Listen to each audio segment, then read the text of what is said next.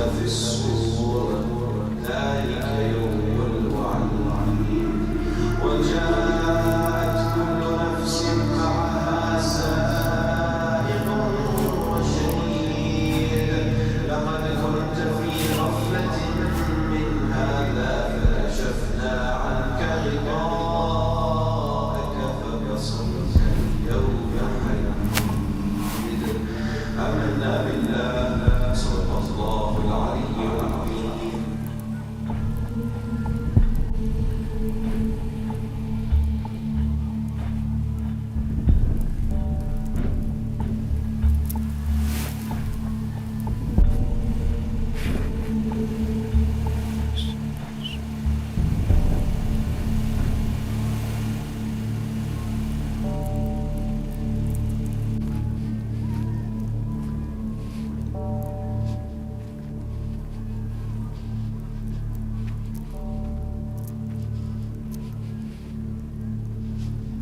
Dhammatul qabr, the punishment, or what it says as the squeezing of the grave. Rasulullah says, Dhammat al-dhammatu fil qabr kaffaratun lil mu'min min madhi'atin ni'mah. That the squeezing of the grave is a source of what? Is the cause of wasting the favors and the blessings of Allah subhanahu wa ta'ala. Is a form of purification for the believer.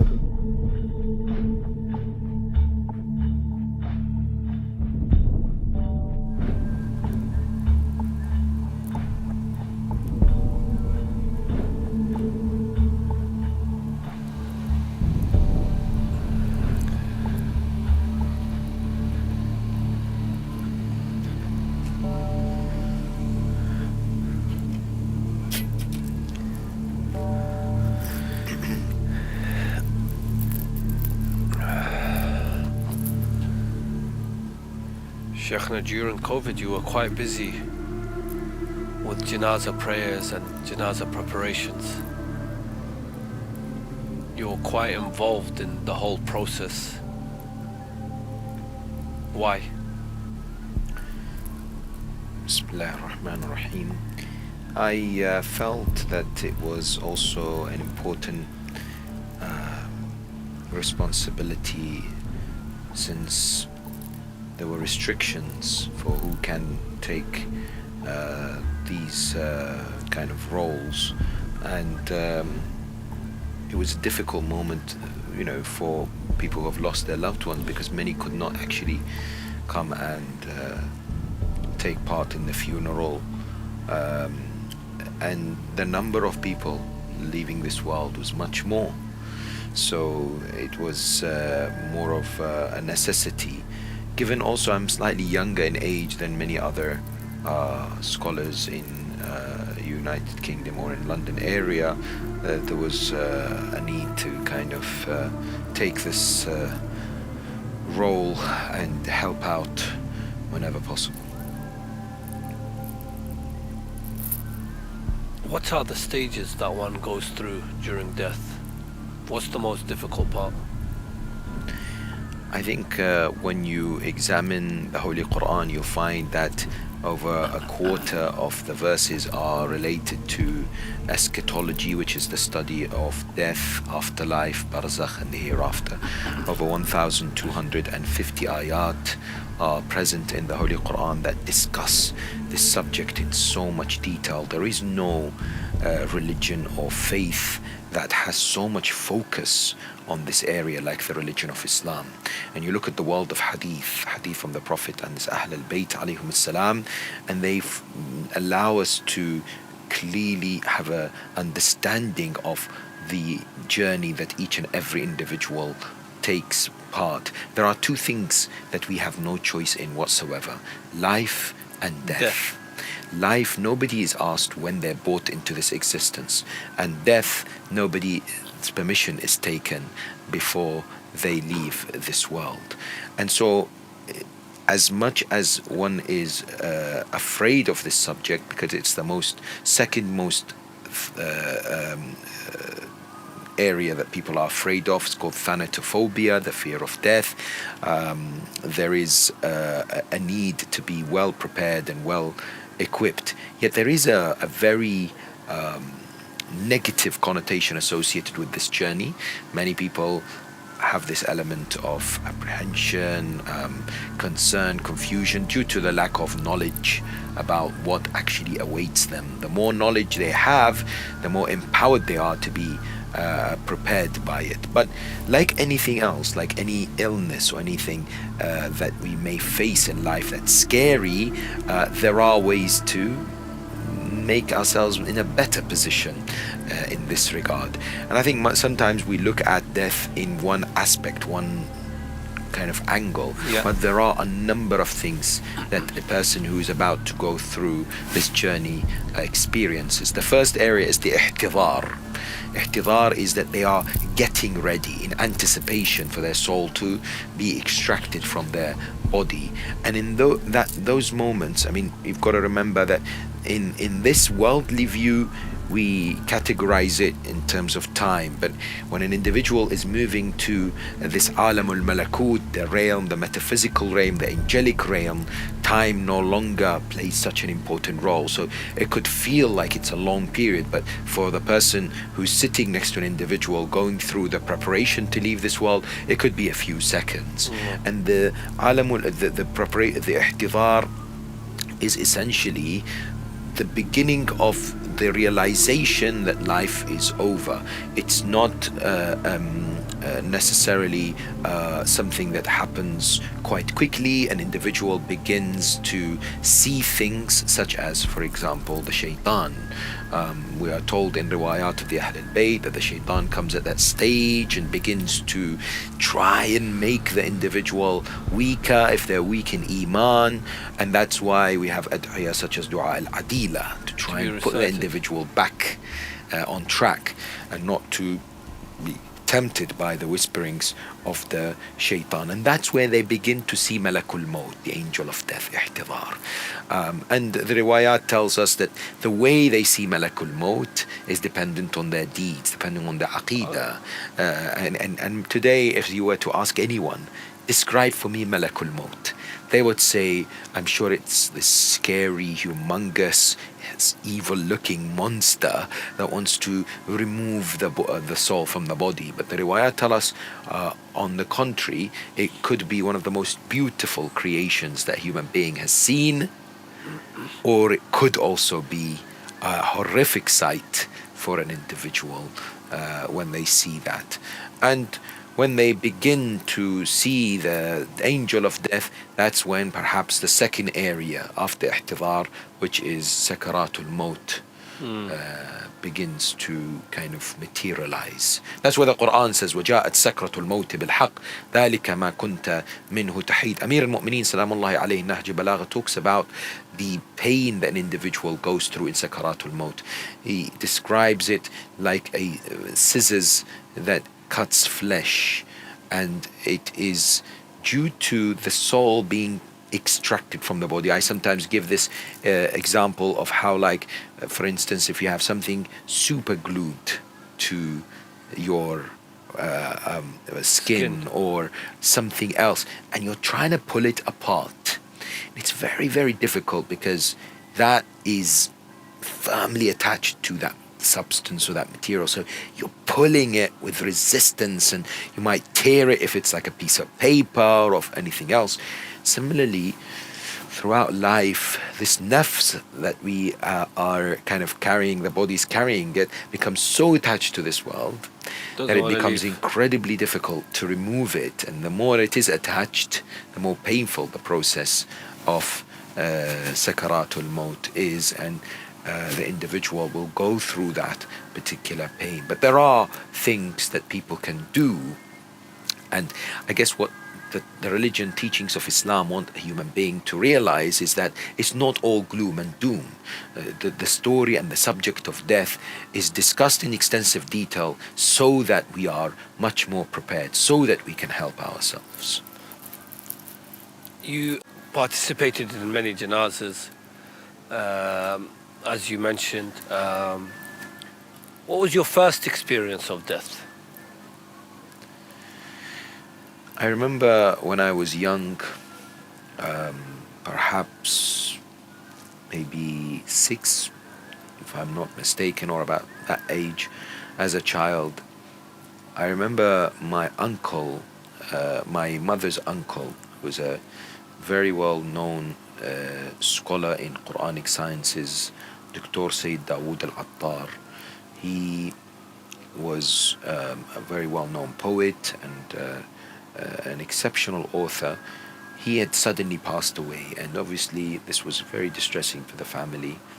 But we had to go, we were in Tehran, and we had to go and bury him. It was my first instance of looking at this and how it's done. But I remember at the next to the grave, the body was brought, and they were doing something which was quite unusual. I then asked my parents about it, and somehow they were trying to make sure that the marhum is completely gone.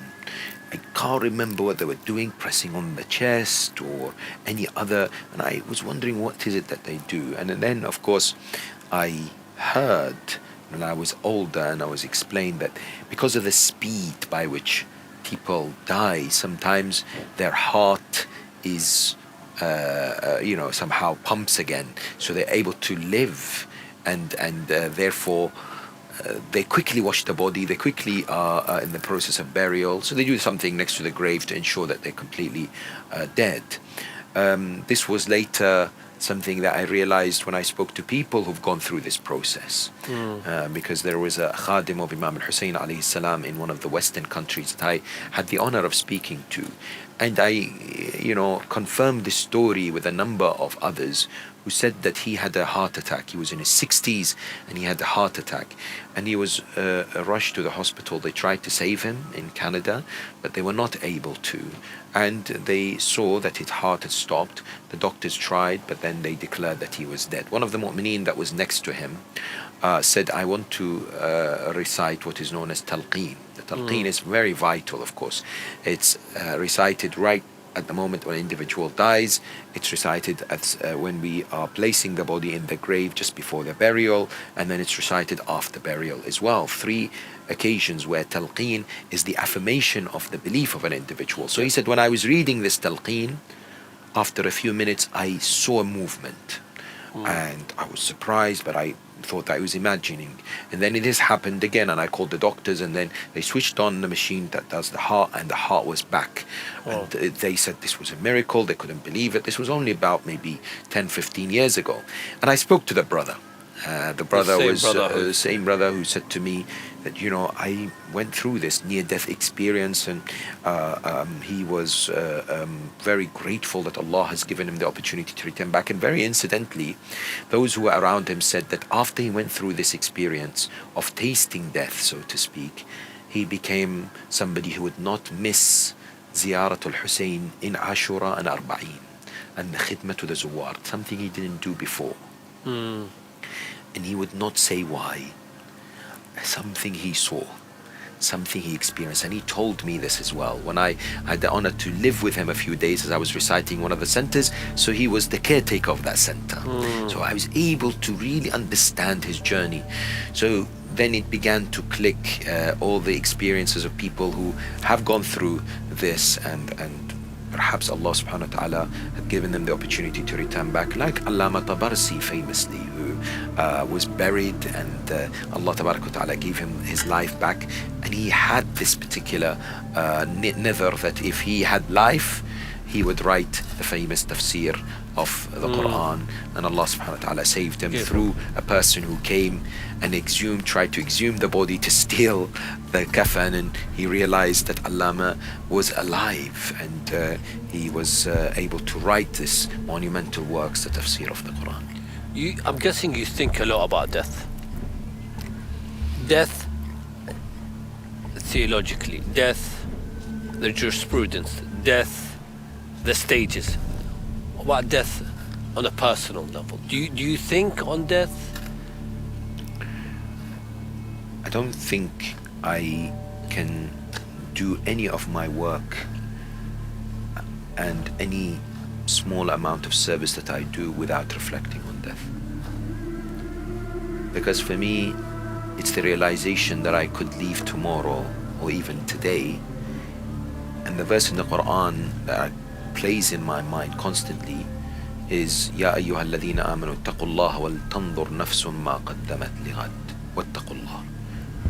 What have you offered for your tomorrow? And then constantly we are reminded when youth and youngsters die unexpectedly, or in an accident, or due to an illness. And this realization, I feel personally, is never something that is far from us, but we sometimes try to block it off. It's a natural human instinct to say it's not going to affect me for now, and I'm okay for now. I still have a few years to live for now. Personally, the constant visitation to the cemeteries, the involvement in the washing of the bodies, the taking part in the funerals and the prayers is so key, lest an individual feels indispensable or a sense of that I'll be here for a long time, or that death will not affect me. Similarly, when I went through my, the personal experience of my son going through a very debilitating, possibly a condition, that also put me in that place to understand that I may lose a loved one who is a young child, and so it puts everything immediately in front of our own eyes as an immediate realization. I lost a cousin of mine, 18 years of age, here in Iraq about 5 years ago, just before Majalis of Imam Hussein alayhi salam. He was electrocuted in his own bathroom as he was opening the tap.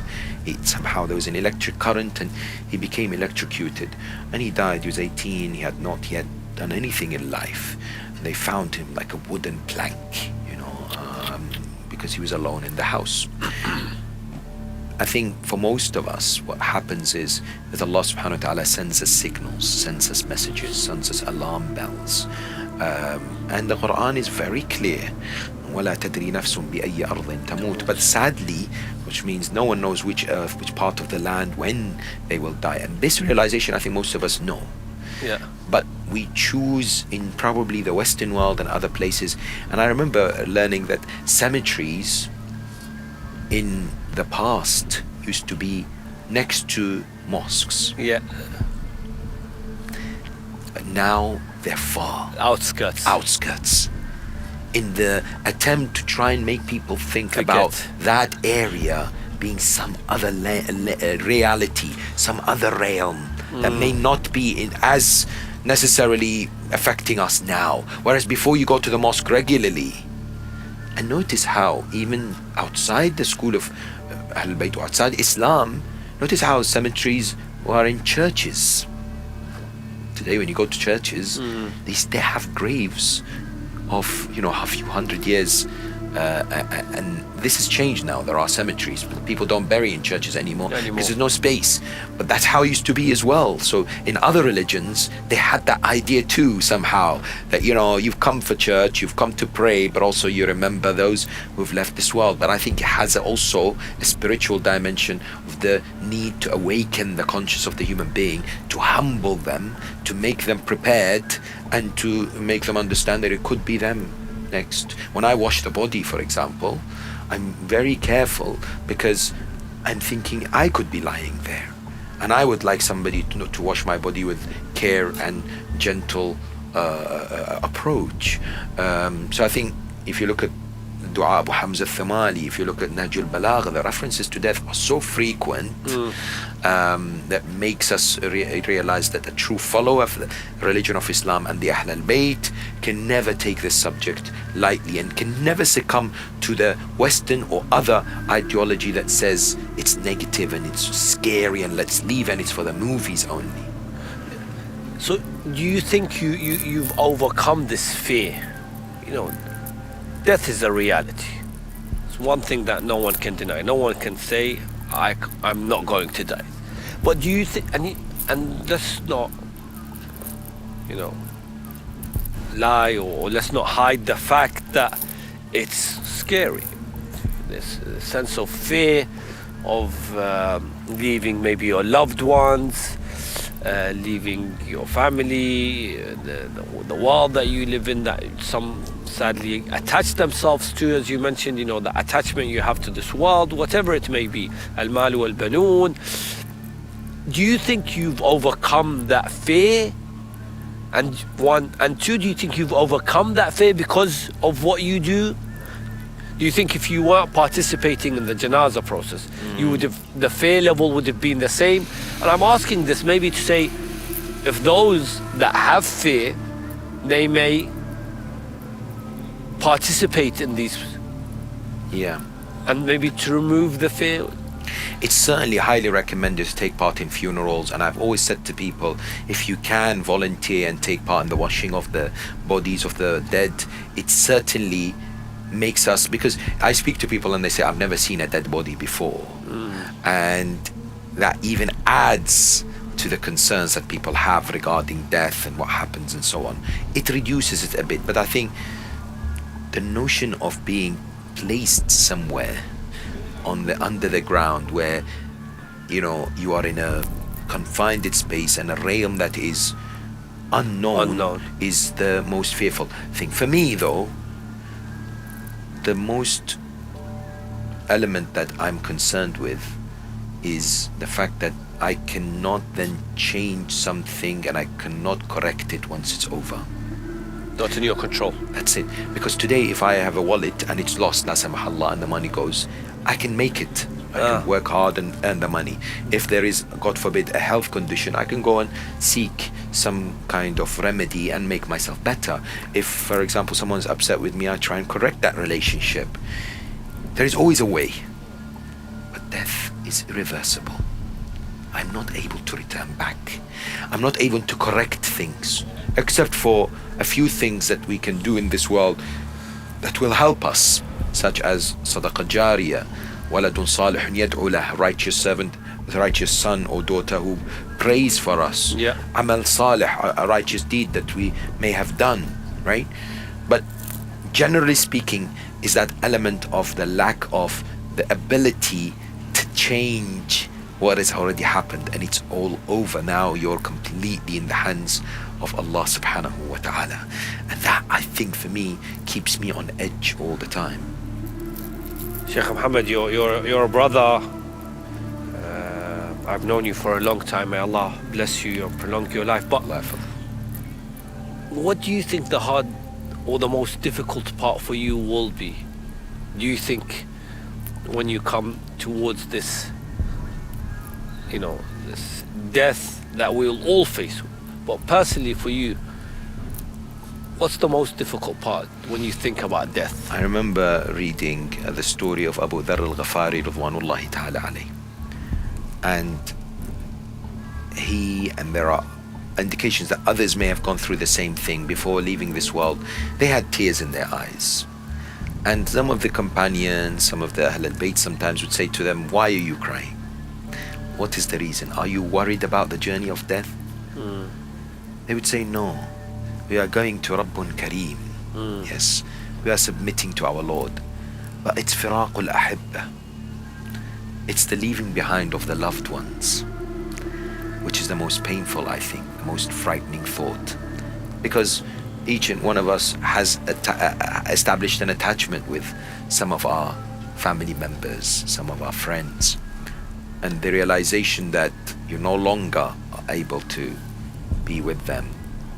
But also at the same time, I think what we have to work on, and I have to work on as well, is the thought that if I leave, there is a Lord that will look after them. Because you think, what will happen?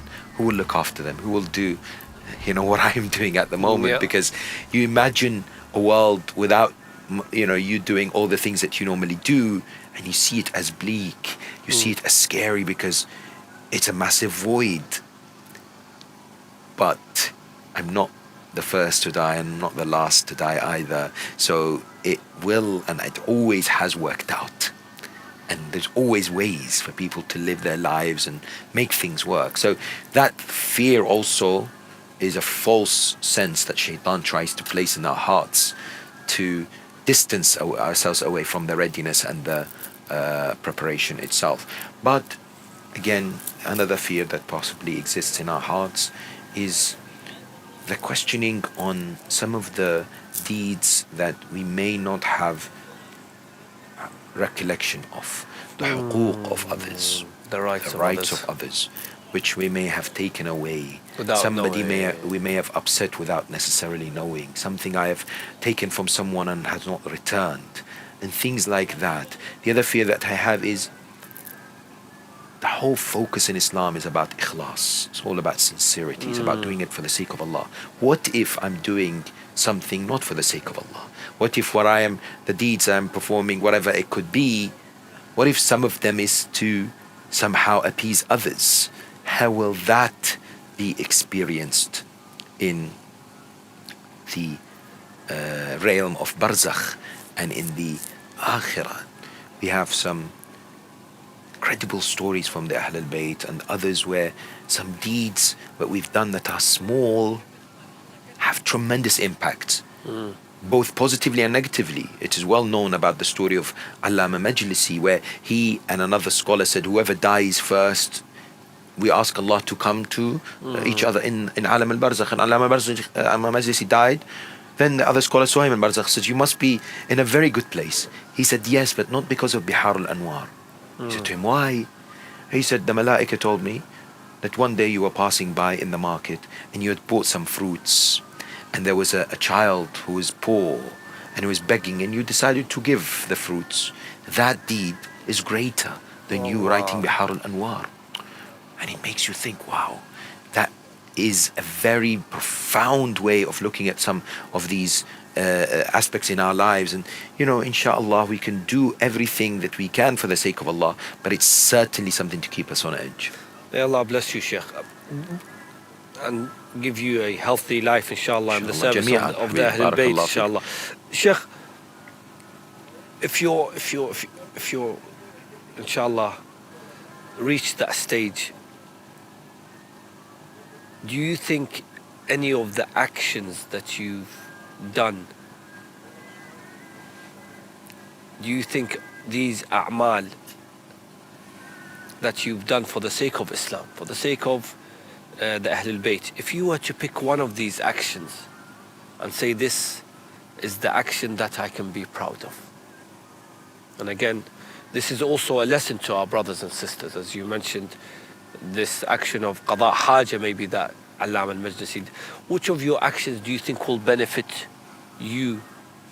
Allah From what your I have research, not done Sheikh. enough, but I think generally I may not have done anything, but generally from my understanding, one of the most profound deeds that will help the individual in Alam al-Barzakh is wilayat of the Ahl al-Bayt alayhim salam, because we have a riwayah that says in the grave the believer will be surrounded by a number of creations of Allah, on the right, on the left, at the feet, on top, and they'll be surprised and they'll be pleasant because they will see that they are really welcoming and somehow pleasing to the soul. So he will ask, what are you? And the creation of Allah on the right will say, I'm the prayer. The one on the left will say, I'm fasting. The one at the feet will say, I'm Hajj. Then there is a creation greater, more in charge of things, right? And oversees the other creations of God, these nurani objects in Alam al-Barzakh, Alam al-Mithal, as they say. And it says to them what to do. And the person speaks to this creation and says, what are you? And the response would be, Ana wilayatu Ahl al-Bayt alayhim salam. That loyalty and love to the Ahl al-Bayt alayhim salam, without a shadow of a doubt, is very, very, very important. Now, I think the service to Imam al-Hussein alayhi salam, I think khidmat al-Hussein is without a doubt something that will benefit each and every individual. You mentioned, Sheikh, sorry to interrupt you, you mentioned khidmat al-Hussein. This is our gift, inshallah. You can take this with you. This is some water from the darih of Abu al-Fadl al-Abbas, from the grave for yourself, Sheikh. Ahsant. And Sheikhna, you have the honor of being Khadim al-Hussein. This is the flag of Abu Abdullah al-Hussein. Jazakumullah khairan jaza. Will this be any of your benefit? I don't think any one of us can begin to understand the magnitude and the excellence of the love and the service and the dedication and the ishq of Sayyid al-Shuhada Abu Abdullah al-Hussein when it comes to Barzakh and Akhirah. May Allah bless the soul of Ayatollah al-Udma Sayyid Muhammad al-Shirazi Rahmatullah alayhi. In one of his works, he tells us this story about the benefit of the khidmah of Imam al-Hussein alayhi salam, the service to Imam al-Hussein in Barzakh. Yes. He says there was an alim in Iran, Tehran, who died, and his request was that he was be buried in Iraq. But it was difficult because the borders had been shut and his sons could not transport his body to Iraq, so they decided to bury him next to the shrine of Sayyida Ma'sooma salamullahi alayha. They buried him. After a few days, they came to visit the grave of their father. They saw a group of people sitting next to the grave, crying, serving anyone there, distributing food, putting water on the actual grave of their father. So they were surprised. They came to them and said, "Do you know the person who has died?" They said, No, we don't know." They said, those people asked those, "Who are you?" They said, "We are the sons of this person. Tell us, why are you doing this?" They said, "We'll tell you." They said, "Our father died a few years ago. He's buried in this cemetery. And when he died, we saw him in a dream. He was not a righteous person. He had done many wrongs and he was being tortured. He was in a very bad state. We saw him last night again. And he said, in the last 2 days, I am in a much better place. I am in much more relaxed, much, less pain. I am very much at ease." They asked him why. He said, there is a great person who is buried in this area, in this cemetery, who's just been buried. Yes. And Abu Abdullah al-Hussein came to visit him. And when he came to visit him, the malaika, those responsible, all eased, put aside anything that they were doing. And we felt a breeze of, joy and happiness. So the son said, we realized it was this individual. And he was a khadim of Imam al-Hussein. He was a khatib. He would speak to people about the musibah of Sayyid al-Shuhada salamullahi alayhi. And when you hear these stories, it inspires you. When you hear these stories, you get really motivated that alhamdulillah, we are following individuals who are truly going to help us not only in this world, but in Barzakh and also in Akhirah. It is well known that there was a person who would help the majalis of Imam al-Hussein. So some people came to him and said, we want to establish a majlis. So he said, here is the check. Write whatever you want and I'll sign it. So they said to him, how can you sign a check without knowing the quantity? He said, I do not look for the amount when it comes to majalis al-Hussein. Ya Hussein. So he looked away, and he used to wear glasses normally. He took it away so he doesn't see the figure. And then he signed the check. He died many years later, and they saw him in Alam al-Barzakh in a dream. They said to him, how is your state? He said, I am in a very good state. The malaika said to me, you took away your glasses and did not see the amount because it's khidmatul Hussein. We also look away, we have been told by Allah, for your sins because of your khidmah of Abdullah. And these kind of things, I think, will benefit. Truly are wonderful to learn. Yes. Shaykhna, may Allah give you a healthy life. Bless you, bless your family, bless your... Ahsan. But Shaykh, I have a question. Do you think that you will be ready to face your Lord? You will be ready for your grave? And the question is, are we ready for our grave?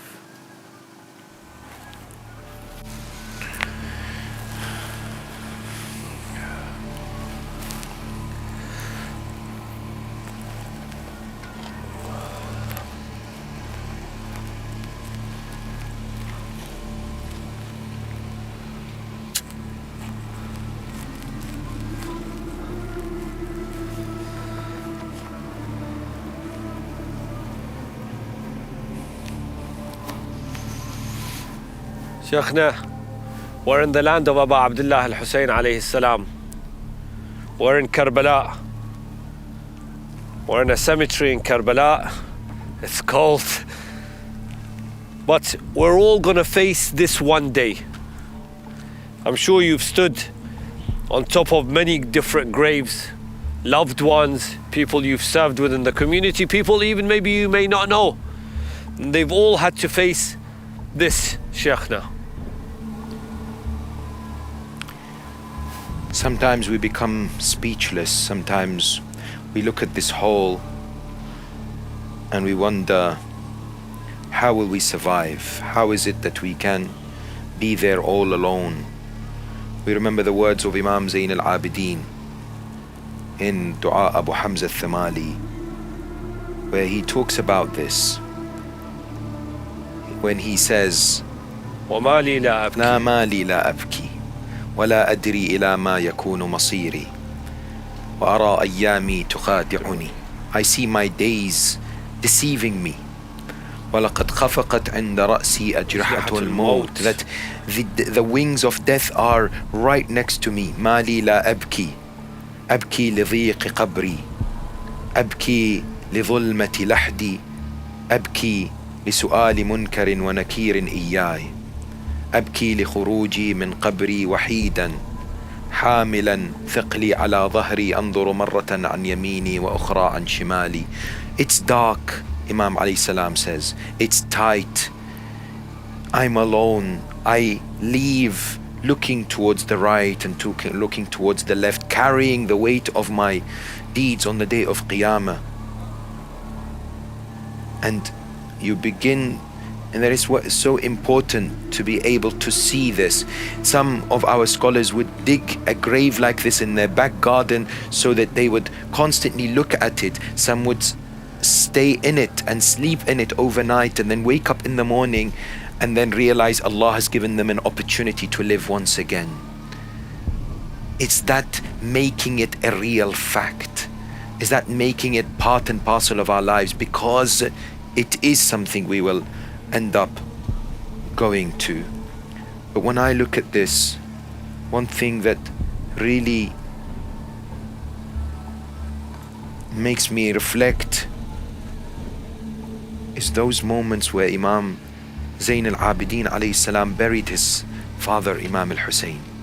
How difficult it must have been for Imam Zayn al-Abidin to have that grave, to place the body of his father Imam al-Hussein in a grave like this, to bid farewell without the head, without the neck, as he had requested a piece of cloth because the body was torn into pieces.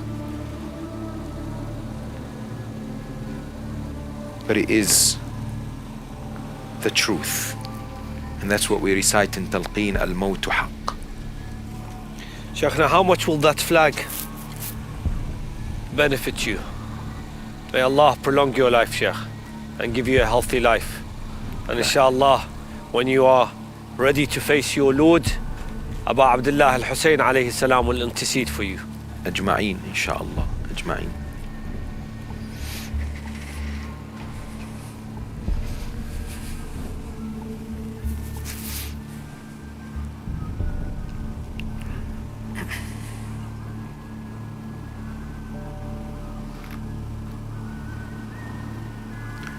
بسم الله الرحمن الرحيم. السلام على أهل لا إله إلا الله من أهل لا إله إلا الله. كيف وجدتم قول لا إله إلا الله بحق لا إله إلا الله. ارحمنا بلا إله إلا الله. محمد رسول الله. علي ولي الله.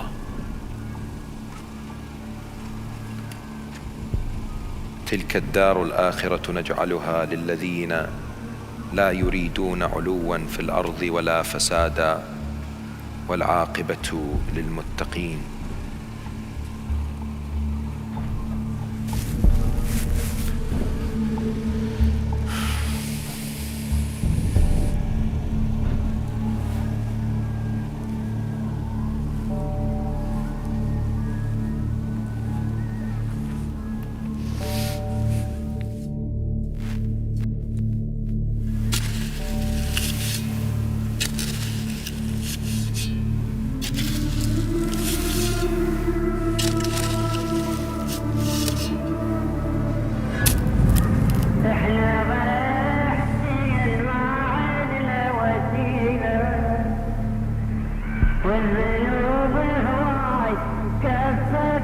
تجيبه احنا رايحين ما عدنا وسيله ماكو حتى الحسين بس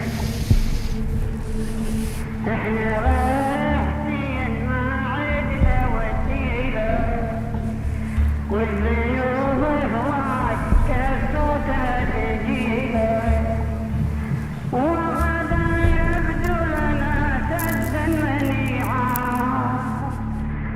هذه آراؤنا فيه جميعا والضيوف